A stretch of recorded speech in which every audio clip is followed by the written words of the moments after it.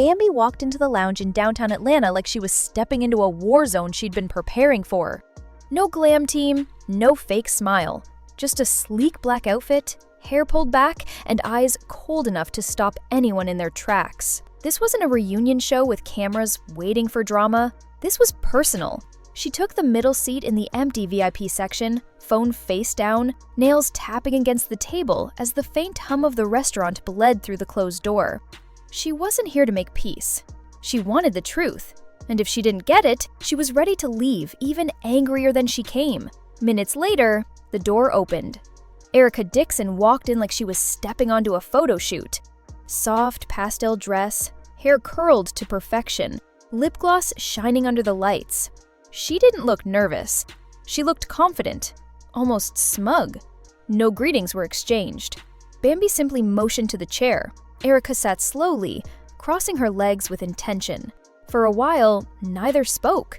They just stared, the silence heavy with months of accusations and unspoken grudges. Finally, Bambi leaned forward, her voice low and sharp. "So this is where you act like you didn't know?" Erica shot back instantly. "No, this is where you stop blaming me for your husband betraying you." Her smirk was a challenge. Bambi laughed without humor. "Don't get it twisted. He wasn't just my husband, he was our business partner. And while you were cashing checks, I was holding everything together." Erica leaned in, her voice calm but sharp. "Please, you were just the side story. I was the one that mattered." The words cut, but Bambi didn't flinch. Instead, she pulled out her phone and hit play on a recording. Scrappy's voice filled the air. "Smile for the cameras while Bam's falling apart. Makes better TV." His laugh at the end made the moment sting even more. Erica's smirk slipped, but only for a second. She quickly pulled out her own phone. "Cute. Want to hear mine?" She played Bambi's voice saying, "Erica's dumb enough to think this is love. Let her play her role." That's when they realized they'd both been collecting dirt on each other for years. What neither of them knew was that, in the corner, a young assistant already had their phone on speaker, live streaming the whole thing to Tasha K's private Patreon audience. Tasha didn't want polished episodes. She wanted it raw.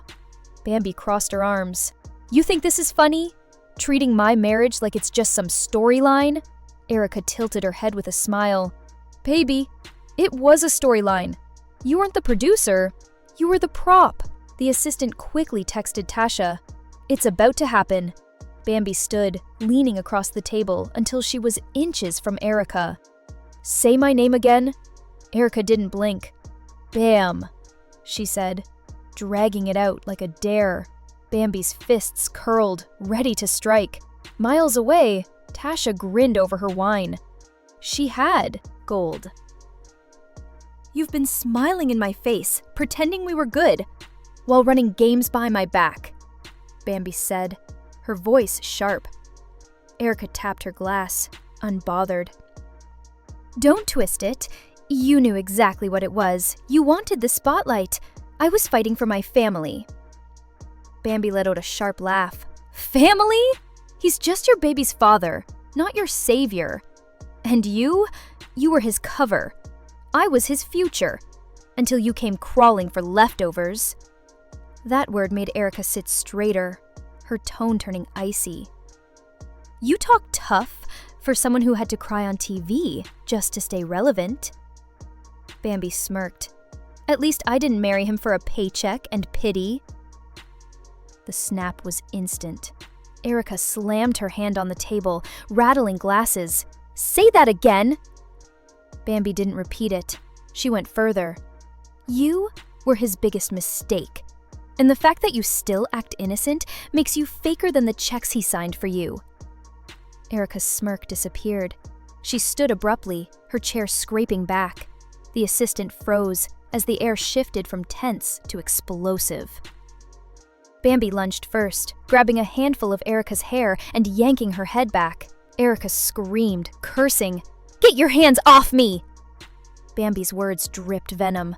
"Talk about my marriage again and you won't be talking at all."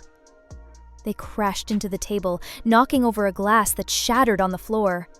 Erica shoved back, breaking free. but Bambi pushed her against the wall, rattling a picture frame. The assistant's phone shook as Tasha's viewers flooded the chat, half demanding, "Let them fight!" while the others screamed, "Call security!" The door flew open. 2 guards rushed in, grabbing Bambi, but she kept shouting, "Tell them, Erica! Tell them how you were counting money while I was defending him!" Erica, out of breath, fixed her hair with trembling hands. "You're mad at me? For surviving what you couldn't? Don't take your loss out on me." Bambi fought against the guards. "This isn't finished. You think it's over?" Erica squared her shoulders, her glare steady. "No, Bam. This is just the beginning." The words hit like sparks on gasoline. By the time the guards dragged Bambi out, the assistant had already uploaded the video for Tasha. Within minutes, a clipped version, carefully short of anything that could cause legal trouble, was already being passed through group chats and gossip blogs. The video was only 30 seconds long, but it was chaos. Chairs screeching, glass breaking, voices cutting through the noise like sirens. Tasha didn't bother editing. She posted it raw on her members-only feed with the caption, "And they say I make things up? Please. They hand me the drama themselves." The comments exploded instantly. Some swore Erica swung first. Others said Bambi had been waiting for the smallest viral clip over and over in a locked conference room. One executive slammed their pen on the table. "If this leaks, we'll have to cut it or risk charges." Another shook their head. "Too late. Tasha's got it. By morning, everyone will see it." But the real danger wasn't online. It was outside the lounge. In a parked SUV, Scrappy, told to stay away, showed up anyway. He watched Bambi being escorted out, her face red with fury. Minutes later, Erica stepped out, head held high, phone to her ear. He didn't know about the assistant's livestream yet, but when his phone buzzed with dozens of messages saying check Patreon now, he knew peace was gone. Bambi was already on the phone with her lawyer. "Add Erica's name to the suit and send the injunction. VH1 isn't airing that fight unless it's on my terms." Across town, Erica was on her own call. To Mendez. "You were right. She's not here to talk. She's here to bury me. Still want to discuss what you mentioned last month?" Neither woman realized they were pawns in a bigger game. The fight had an audience, and someone else was already editing part 2. That night, Bambi couldn't sleep. Not because she regretted anything, but because her phone wouldn't stop buzzing. Reporters she'd never met, bloggers she didn't follow, even an ex-castmate texting, "Girl, I saw the clip. You just went from trending topic to documentary deal." But at 2:14 a.m., her lawyer sent the message that burned. VH1 already sold the footage. She sat upright. They weren't just airing it, they were turning it into a mid-season spectacle. Promos, teasers, interviews. Her private fight was about to be monetized. She paced, anger boiling. If they thought they could profit without her, they were mistaken. Meanwhile, Erica faced her own firestorm. Blogs slowed the clip frame by frame. Some swore she shoved first. Others blamed Bambi. Her notifications were chaos. She muted most, but at sunrise, she picked up when Tasha K called. "Erica," Tasha said smoothly, "you're trending in 6 states and haven't told your side yet." Erica hesitated. "I don't know if I want to fuel it," Tasha laughed. "Oh, baby, it's already fed. The only question is, do you want to sit at the table or do you want the check?" Erica stayed silent, but she was listening. By noon, VH1 executives flew to New York. Leaked emails were already circulating. One from a producer reading, "If we get them in the same room, they'll handle the rest." Legal was nervous. PR was panicking, but the showrunner grinned. "This is the highest mid-season engagement we've ever had. Cut it into 3 parts." Bambi's lawyer fired off a cease and desist before lunch. It was ignored. Hours later, VH1 released a promo. 30 seconds of Bambi slamming the table, Erica standing up, glass breaking, a producer yelling for security. The caption, "You thought the reunion was wild? You haven't seen anything yet," went wild. While fans screamed online, Bambi slid a thick envelope across her lawyer's desk. "That's every email, text, and production note from the past 3 seasons. Find where they told me to sit with her. Find where they promised it wasn't for cameras. Make this airtight." Her lawyer nodded. "If this is what I think, they won't just settle. They'll bleed." Erica, meanwhile, met Tasha in a quiet restaurant. Phones off, voices low. Tasha slid a tablet across the table. On screen, a shaky clip of Scrappy and a VH1 producer weeks earlier. The words, "Keep Bam in the dark until we wrap mid-season," rang out.